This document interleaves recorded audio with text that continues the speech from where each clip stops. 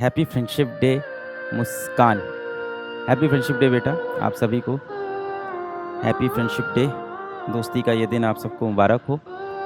बस यही है कि आजकल के ज़माने में सच्चे अच्छे दोस्त मिलना थोड़ा मुश्किल होता है। तो यदि आपके आस-पास कोई आपका सच में सच्चा दोस्त है और हो सकता हो वो इतना इंटेलिजेंट ना हो सकता हो वो इतना कूल ना हो, इतना स्मार्ट ना हो सकता हो कि वो दिखने में इतना अच्छा ना हो, कपड़े इतने अच्छे ना पहनता हो, आपके जैसे उसके क्लास या स्टेटस ना हो, पर अगर सच में सच्चा इनोसेंट दोस्त है तो यार उसको थाम के रखो।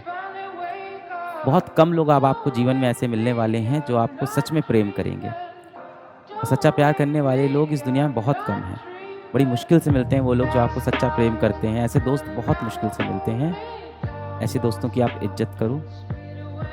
कई बार आप क्या करते हो कि ऐसे दोस्तों को छोड़ के आप एक नकली दोस्तों की दुनिया में रहते हो। ऐसे दोस्तों के बीच में रहते हो जो मुँह पे तो बड़े मीठे बनते हैं पर पीठ पीछे आपकी बहुत बुराई करते हैं। और अंदर ही अंदर बस इस चीज़ का वो इंतज़ार कर रहे होते हैं कि किस दिन आप जीवन में असफल हो जाओ और वो इस बात पे हँसी उड़ा सकें।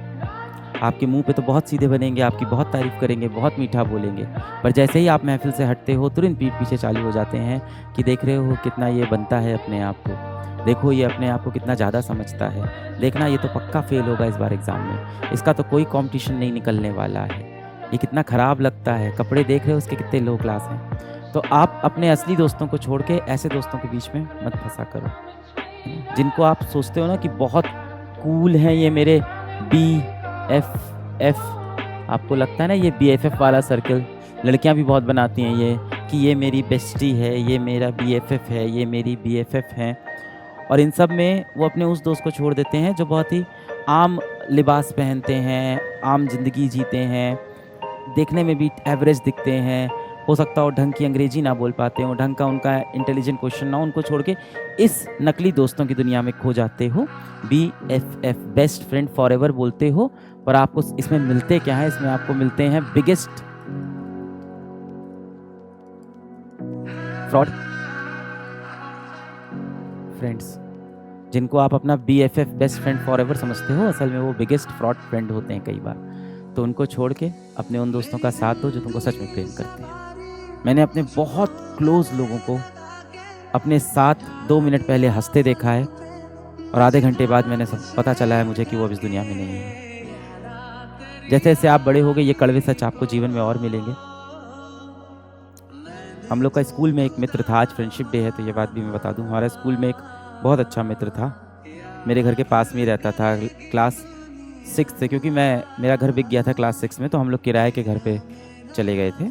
क्लास 6 में मेरा घर बिक गया, हम लोग किराए के घर पे इलाहाबाद में एक जगह है, उसके पास में हम लोग नयापुरवा एक जगह है, वहाँ पे असल में किराए के घर पे गए थे।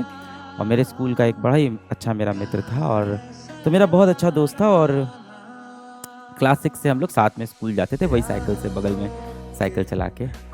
और मैं इतना बड़ा बेवकूफ़ था, मुझे याद है कि एक बार मैं घर से निकला और स्कूल पहुंच गया और साइकिल के करियर पे मेरा बैग तक नहीं लगा था। मैं पता नहीं अजीब दुनिया में रहता था, बहुत ही भोंदू बच्चा था मैं। तो साइकिल के करियर पे मेरा बैग ही नहीं लगा था, बिना बैग लिए स्कूल पहुंच गया था मैं उसके साथ।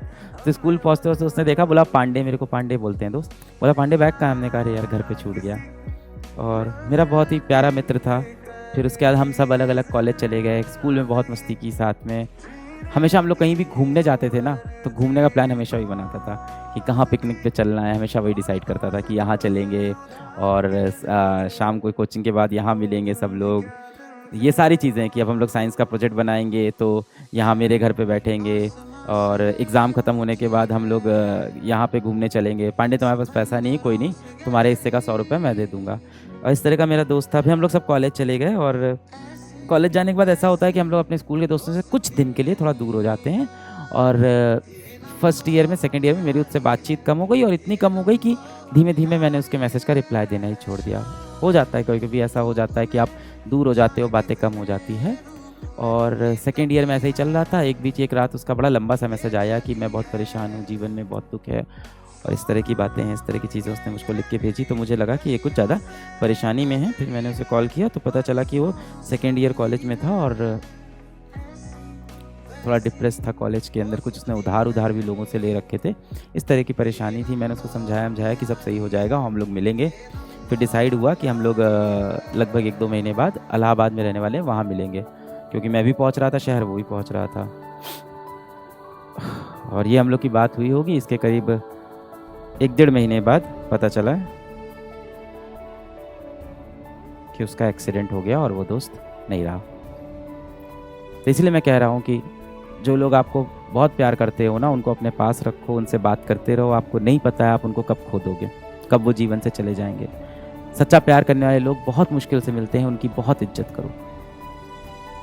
अब आज मुझे यही लगता है कि शायद कॉलेज के उन 2 सालों में मुझे उससे और बात करनी चाहिए थी, शायद मुझे उसके फ़ोन और उठाने चाहिए थे, शायद मुझे उससे मिल भी लेना चाहिए था। मुझे है इस बात का हमेशा एक गिल्ट रहेगा मन में, और इस तरह के गिल्ट आपके अंदर न रहे। आपका कोई दोस्त कभी उदास हो ना, कभी उसका दिल टूटा हो ना, कई बार सच में दिल टूट जाता है इंसान का, और ज़रूरी नहीं कि इस दिल टूटने के पीछे प्रेम प्रसंग ही हो, किसी भी कारण से दिल टूट सकता है। करियर में वो अच्छा ना कर पा रहा हो, पढ़ाई में अच्छा ना कर पा रहा हो, अपने माँ बाप से वो परेशान हो। ये उम्र ही ऐसी है 17, 18, 20 साल की कि माँ बाप से आप हर तरह की बातें शेयर नहीं कर पाते। जीवन में अलग अलग तरह के आपको दुख दर्द मिलते हैं, और ये दुख दर्द आप किससे बताओ भाई, किससे शेयर करो? माँ बाप के पास जाओ तो वो कहते हैं पढ़ाई नहीं करनी है तुमको, जीवन में कुछ बनना नहीं है। टीचर के पास जाओगे तो बोलेगा ये सब बहुत छोटी बात है, छोड़ दो। पर कोई ये नहीं समझता कि आपके लिए वो छोटी बात नहीं है, आपके लिए वो बहुत बड़ी बात हो रखी है।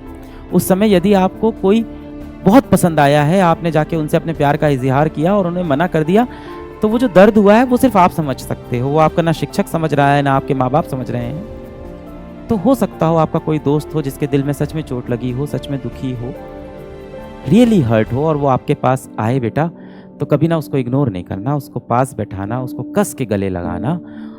हाँ, पर उसको रोने देना, उसके आंसू मत रोकना, उसको रोने देना, क्योंकि कई बार रोना बहुत ज़रूरी है, जिससे ये भी पता चलता है कि जो चीज़ जीवन में नहीं मिली वो बहुत महत्वपूर्ण थी। अतीत के बोझ को दिल से उतारने के लिए रोना बहुत ज़रूरी होता है। गले लगाना अपने दोस्त को, वो रोए तो उसके साथ 2 आंसू भी बहा लेना, उसकी तकलीफ को समझ लेना। ये होती है फ्रेंडशिप भाई, इग्नोर नहीं करना।